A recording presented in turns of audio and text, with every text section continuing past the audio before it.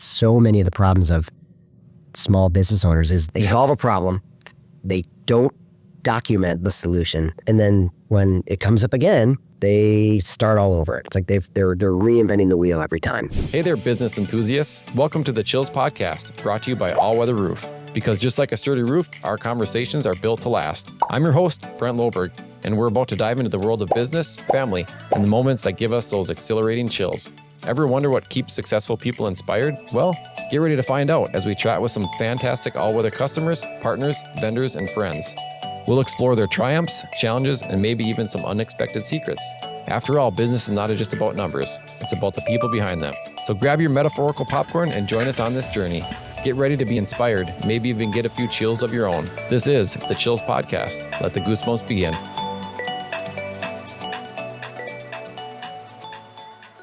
So I guess introduce yourself to the audience. My name's Adam Thompson. I am the owner of a company called Focal Point Coaching of Minnesota. So I am part of a franchise coaching operation for small business owners. And what I do is work with business owners either on a one-to-one basis or in a group setting on how to get from point A to point B. Okay. Right? Every one of my clients at some point realized that they've built something great and successful and exciting, and that there's another level out there, all right? And in order to get there, some things needed to change, right? They need to get better. Better means change. Change takes work, and they were ready to put in that work. And so when that happens, they try to find someone like me. And my role as a coach is really just to kind of guide them in that process, right? Talk through what's working, talk through what's not, put some ideas in front of them, some concepts, some things that may help them operationalize or build a better system or, establish a tool or a better habit that they need to improve, maybe find better people, get themselves out of what we call the founder's point, which is that point where as a business owner, you're kind of wrapped up in everything, right? You're kind of personally responsible for all the success in the business, which is amazing and not necessarily something that can be scaled.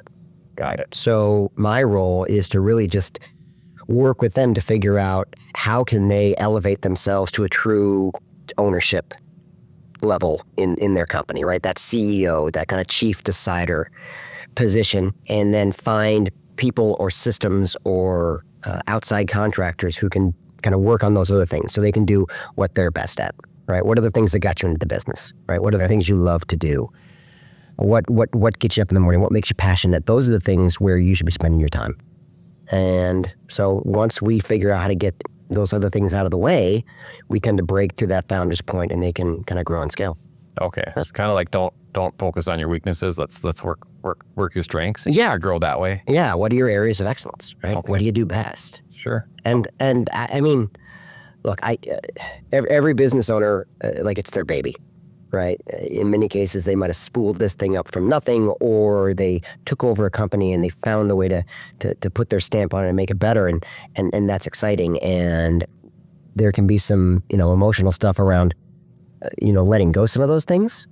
And I mean, how do you let your kids go? Right. It's hard to do. And at the same time, once you do, you watch them kind of flourish and grow without you. And you realize, oh, I kind of set that up. And so that's what we're trying to do with businesses. Okay. How did you get into this?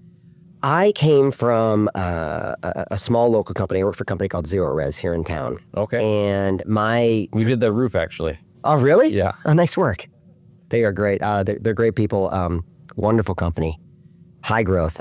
My kind of professional, I guess, journey started with really big companies. Right out of school, worked for Black & Decker. So, large Fortune 200 company, and learned a lot about process and system and, doing the same thing over and over and doing the right thing the right way and a lot of good training and things like that. And as I moved through my career, the companies kept getting smaller and smaller and smaller. And what I figured out was, the Black & Deckers of the world, the large companies are great at the process, right? Great at plugging things in and making sure it works and expanding and scaling it up, and not always great about the people side, the mission, vision, values, the emotional side, the gut side of business. And as I moved into more smaller businesses, entrepreneurial type companies, I realized they're great at the people and the mission and the vision and the go, go, go, and everyone's in it together, and not always great at the process side. So while I was at Zero Res, our owners actually brought in a coach. We were on, I think we doubled the business, doubled revenue, something like 7-8 years in a row, which is impressive. So every year you were doubling. Yeah, it was like 500 to $1 million to 2 to 4 to 8 to nearly 15. Wow. And in the process, there was this recognition for we're starting to collapse under our own weight, right? There was not a ton of necessarily process in there, right? It was just kind of wake up, kick ass, repeat. Just organic growth and just yeah. Okay. And they brought in a coach who came in and looked at their operation, talked with the owners, talked with leadership, and said, if we do a couple things differently, this thing can, we can, do what we're trying to do, right? Get everything out of the way, build some process, allow things to grow, allow some repeatability and structure to happen. And what I saw as someone in a director level role was things were happening and things were getting done that I'd brought up 2 years ago. Okay. And that fell on deaf ears, right? And then suddenly this outside person with some resources, some ideas, and I think most importantly, no agenda, right? No axe to grind, no dog in the fight except to make them better, came in with those same ideas and maybe a different way to spin it and a different way to kind of frame it up to the owners, and things started happening. Okay. And initially that was kind of an ego blow for me. Like, well, I've been, oh, sure, we've been talking about this. Sure. And then I realized, this is good. This is good for me. This is good for my team. This is good for our division, because those things that we need to happen are starting to happen. And so for me, that kind of just filed away in the back of my brain. Like, okay, this is interesting. Maybe I should do that. And then, got to work, got busy, forgot about it for 2 years. And a couple years later, was it kind of in the back of your mind though? Yeah, I knew that I wanted to do something on my own. I never really knew what it was. And then in fall 2015, a bunch of things kind of lined up for me, like personally, professionally, financially. My mother passed away, gave me a little bit of, that sense of mortality. Okay. I was coming up on 40.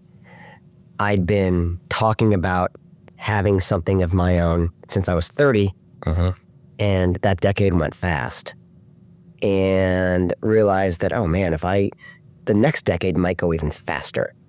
And what does it look like to pick up and start all over on my own at age 50?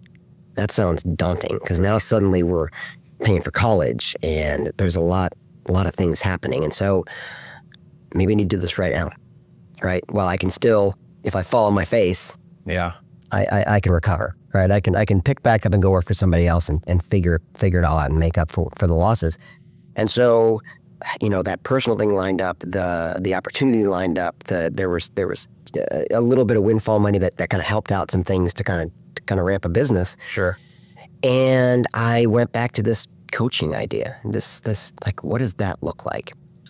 What I knew was I didn't necessarily want to start my own thing, right? I did not have that kind of better mousetrap idea of I'm going to spool a business up from nothing. So I was looking to buy a business. Let's find something and make it better, right? How do I build it? How do I build on what's been done? In the process, I was connected to somebody who was a franchise broker and said, you don't have to buy an existing business and make it better. You can buy into a piece of a business that's already been tested and proven. And one of the things we talked about was this company called Focal Point. And that kind of sparked back the 2 years ago of, oh yeah, that's interesting, because I think I can do the work. I think I've got the experience. I think I've got the ideas. I've got the wins and losses, the bloody noses of, professional success that I could use to help leverage other small business owners. And I've got this kind of blend of big company, little company thing, which I think could be. I love that blend, by the way. Right? What you talked about, kind of the differences. Yeah, I mean, so true. It is. Yeah, it's both things matter, and if you only have one, you're missing something, right? And it can be hard to mold them together. And so, the Focal Point brought the content and brought the ideas and brought the tools around. Okay, this business is struggling with this specific system or process, and you know how to talk to them, and here's an idea, a concept that might kind of bridge the gap. And I had some conversations, got to know the leadership, the ownership, met a bunch of coaches, realized that these are a lot of smart people who are really good at what they do, and I want to be a part of it, and signed a franchise agreement in the spring of 2016 and hung my shingle in June, and wow. Yeah. So when you met with the leadership team of Focal Point, when did you kind of realize that I really do kind of have a knack for this? There wasn't a moment, right? There were a lot of little pushes that happened throughout this, and it was a 6-month process. I took a long time. I wanted to get it right? I wanted to make the right decision, and I feel like my mom was just kind of on my shoulder, just kind of pushing me along the way, and got it. Leading to different things. One of the missional aspects of Focal Point, our kind of core beliefs, is we talk about being a pebble on a pond, right? You drop a pebble on the pond and it makes a little ripple, and those ripples, resonate outward and across the entire pond. And coaching a small business is like that. If I'm working with a small business owner who is trying to go from good to better, whatever that looks like for them, oftentimes that means a growing business, and a growing business means employing more people and providing better service or more services or better products to more customers, which makes customers' lives better, which makes employees' lives better. Those employees, those happy employees, might be more involved in their community. They make their communities better. Better communities turn into better neighborhoods, turn into better towns, better counties, better states, and that success and that opportunity just kind of resonates outward. And I was at church in whenever it was, and the sermon was about serving the greater good. And then the next week I have this conversation with someone at Focal Point who brings up this pebble on the pond idea. We're just dropping pebbles. Mm-hmm. We're just making the world a better place. And I thought, well, that, everything just kept lining up and little pushes and little pushes and little pushes, to the point where I kept trying to say no, try to find a reason to walk away from it. And every no just kind of fell away and fell away and fell away. The point was, here we are, got to do it. Yeah. Yeah. I like it. You were listening to your mom a little bit. Yeah, very much so. So this was even after she was gone? Oh, yeah. Yeah. Okay. This was all after she was, none of this happened until she was gone. Okay. It reminds me of, I don't know if you're a fight fan or not, but when Buster Douglas beat Mike Tyson, yeah, and his mom had died, and he told her, I'm going to beat Mike Tyson. I'd never heard that before. Yeah. Yeah. I remember the fight, obviously. Yeah. But it kind of, I don't know, it reminded me of that, but kind of cool. Talk about the chills. I got the chills right now. But, a cool story. Yeah. There was, so my mom's name was Lucy. And she passed away of Alzheimer's disease in the fall of 2015. And so a lot of this stuff was about, knowing that there very much are some, genetic markers for Alzheimer's, right? It's like everything else, right? We can't fight our genes. Yes. They're going to direct us where they direct us. And there was that mortality thing was kind of about, how many more good years do I have left? Which is like an extremely dark way to think about it. But it was motivating. It was like, well, do it now. Get going. Right. And so along the way, she's just pushing and pushing and pushing. Meet this woman who is a franchise consultant, helps people like me find opportunities. And her name was Lucy Devine. I'm like, well, this has to be a thing now. We have to go. We have She's to the work last together. name too. Right. So I think about that a lot. I like that. So, you've been doing this since 2016. Tell us a funny story, an interesting story, or somebody you've helped along the way that kind of resonates with you. You know, I don't know if it's a funny story, but one of my current clients, my business is, I mean, you know, in almost 9 years has evolved and changed, and the way I work with clients now looks a lot different than how I worked in 2016, partially because of me and partially because business has obviously changed. How we operate, how we interact has changed quite a bit. And one of the big moves I've made is that one of my main focuses as a coach is working as a facilitator for CEO roundtables, masterminds.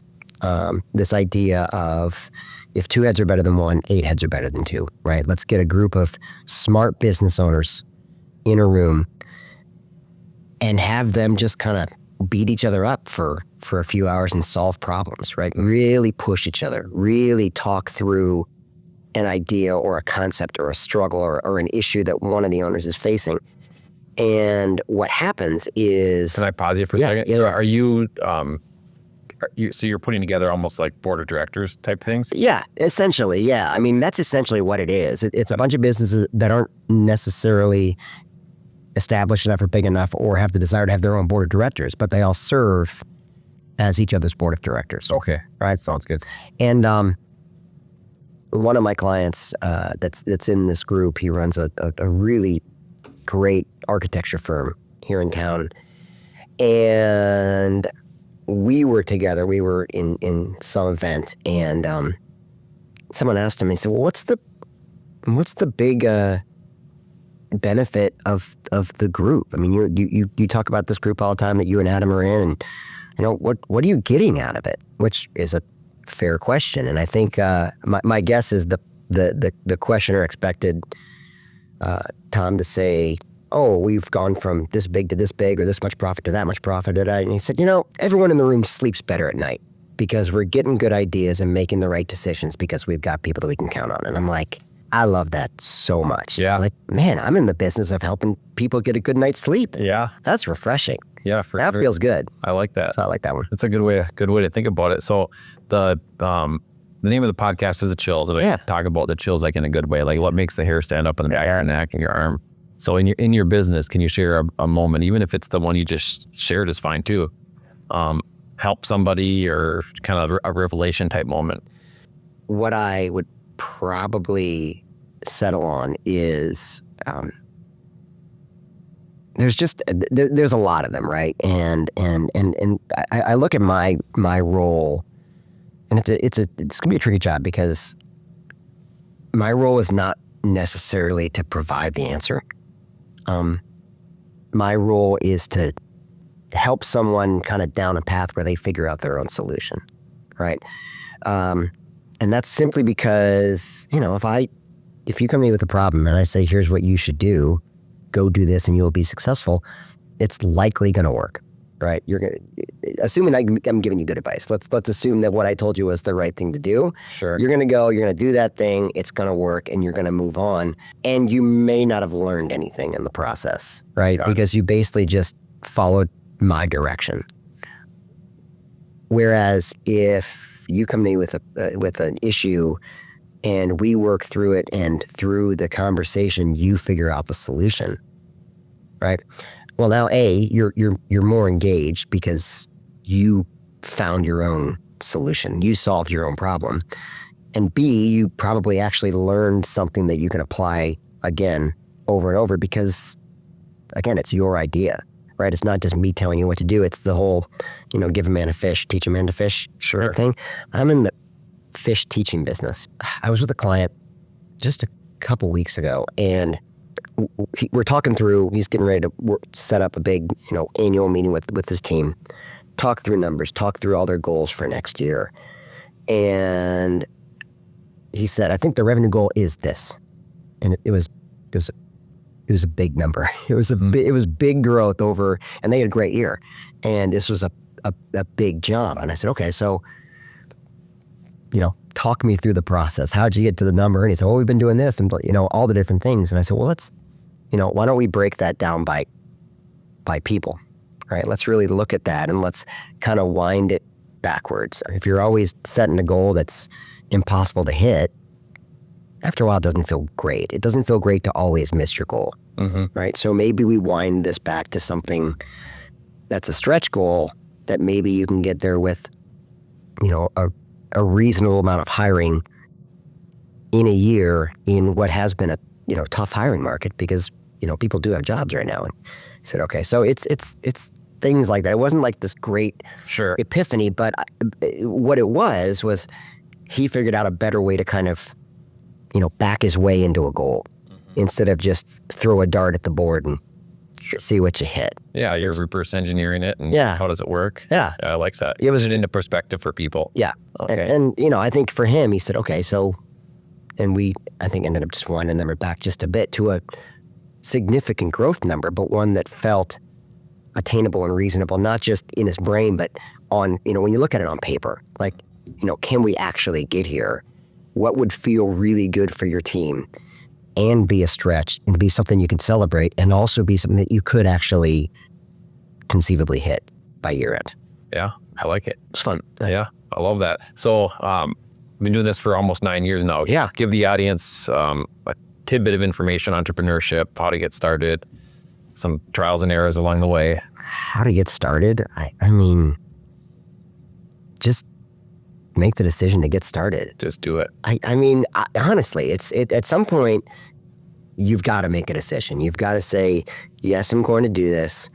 And we were talking about Corey Hickman at Comfort Matters, and it's exactly what he said. He just kind of woke up one day and kind of realized that maybe he could do it better than his boss was doing it. And that's the first step, is realize that there's a better mousetrap out there. And then, like you said, he goes, okay, I did it. I bought a truck. So he took the first jump, right? Made that first decision, and then built a plan around it. Yeah. And I think those are the two most important things: is have the guts to do it, and then have the foresight to try to map it out. Yeah. Right. We recently had a guy on the podcast that said, you don't really need a business plan until you go to the bank for a loan. So you got to just start making some steps. Right. Yeah. The business plan is just for a loan. Yeah. Right. A business plan and a strategic plan are two different things. One is all kind of numbers and finances, and here's how you'll get your money back as a bank. Right. And the other one is actual goals and who you need to meet and what you need to do and what are the things that are getting in your way. What are the obstacles? How do we see around that corner and plan for what's going to break? Because something's going to break. Yeah. Right. If you build a plan with no contingencies, you're probably going to fail because you're expecting everything to be perfect. Then things won't be. Things are going to go haywire. And if you can map out what those things are that might go wrong, you can build plans to address the things that go wrong, which allows you to either minimize that constraint or get around it or avoid it altogether. Right? I mean, a strategic plan is just a roadmap. Yeah. Right? And you look at a map and you're looking at the best possible thing, but now Google says, oh, by the way, there's construction here, accident there, and if you know those are coming, you can plan around it. Yeah. We've got to look for the construction. Sure. And for it. Do you have other employees? I do not. It's just you. Me. It is just me. I've built it. Yeah, I've got a great network and community of fellow coaches, and we leverage each other quite a bit. Okay. I mean, part of this, the beauty of this operation is, I'm on calls every week with other people doing what I'm doing, sharing ideas. I'm in a roundtable. Yeah. I'm in my own roundtable, right? And we push each other, share metrics, talk about what's working, talk about what's not, and develop our own next version of best practices. Okay. So for me, most of my scalability, there's things I need to do. There are things with automation that are coming up. There are things with, finding in 2025 some type of an assistant to manage some of those other things so I can spend more time doing the work. Yeah. And then, for the most part, my goal is I'd love to create a team. I'd love to have a group of coaches doing what I do. And so what I do right now is, how do I take this business from something that is done by me as the coach with a one-to-one relationship into me being the person that can just plug people into relationships Got it. with clients, either on a one-to-one basis or a group basis. Okay.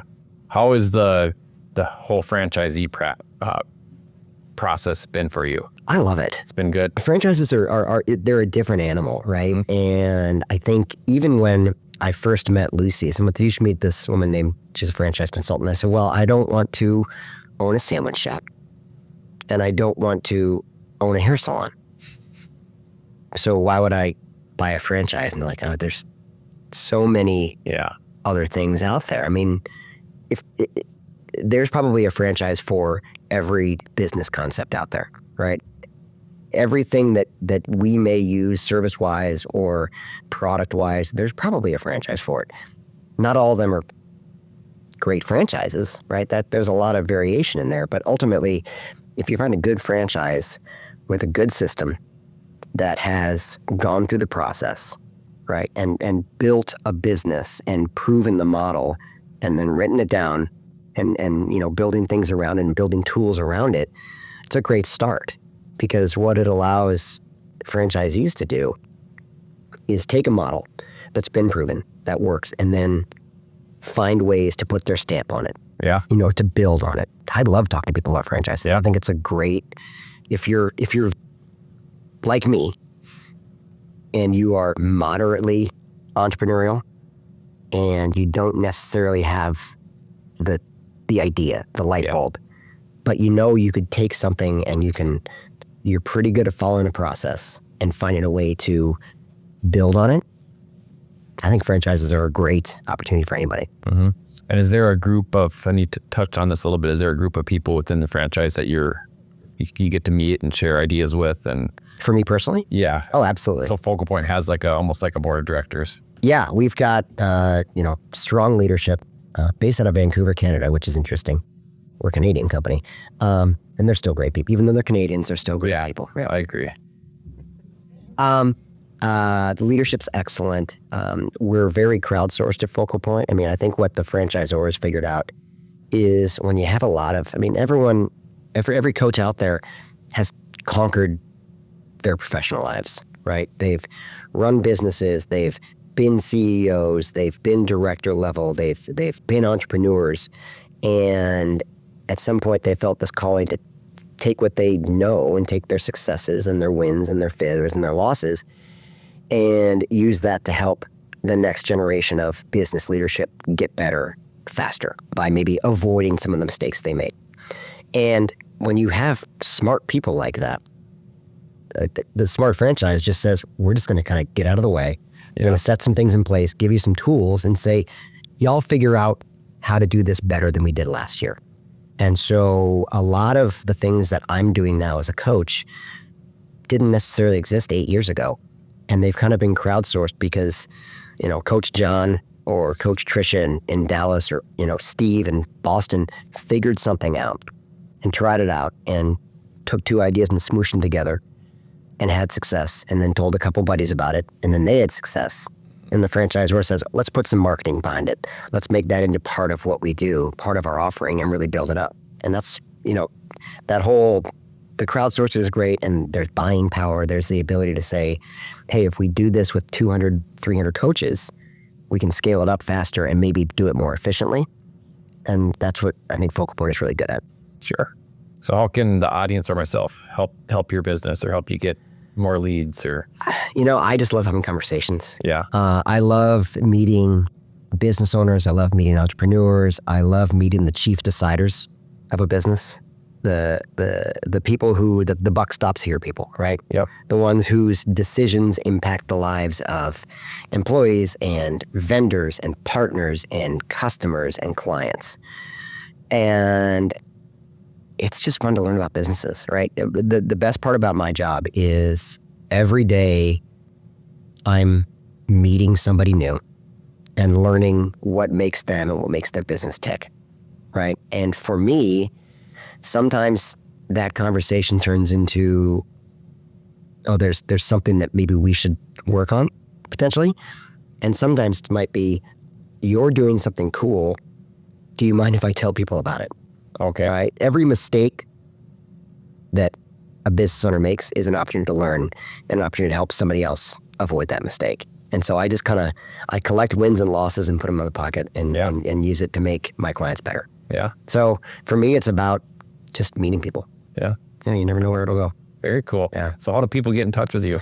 A Thompson, ATHOMPSON at focalpointcoaching.com. I'm all over LinkedIn. Find me there. Connect with me. Love to have a conversation. Those are probably the two best ways. Yeah. Send me an email. Let's grab a cup of coffee. Let's jump on a Zoom. Let's talk about what you're doing. Let's talk about what you love. Let's talk about what's working. Maybe let's talk about what's not, and let's see where it goes. I like it. Yeah. This was fun. Thanks for coming. My pleasure, man. This is great, Brad. Yeah. Bye. And that's a wrap, folks. A huge thank you to our incredible guests and, of course, Allweather Roof for making this podcast possible. If you enjoyed these conversations as much as we did, don't forget to hit subscribe and share the chills with your fellow business aficionados. Remember, it's not just about business, it's personal, and it's all about the people. Stay inspired, chase those dreams, and let the chills guide you. Till next time, this is Brent signing off from the Chills Podcast. Catch you on the flip side.